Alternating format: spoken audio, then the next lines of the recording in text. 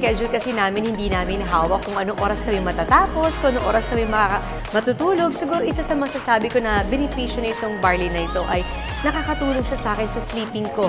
Na minsan nahihirapan ako matulog, pero dahil morning and evening ako umiinom talaga ng barley, so nakita ko yung effect sa akin na nakakatulong talaga siya.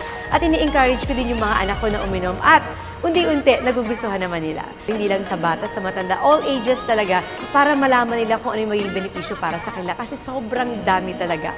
Kung may diabetes ka, or kung may pinagdadaanan ka man na medyo constipated ka, for sure matutulungan ka ng barley.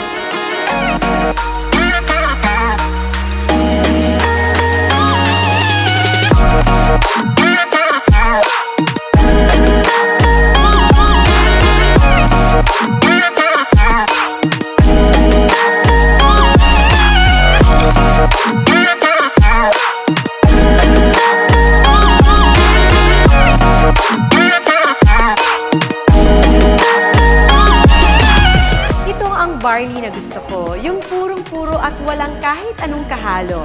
Kaya tandaan, huwag basta barley, dapat amazing pure organic barley.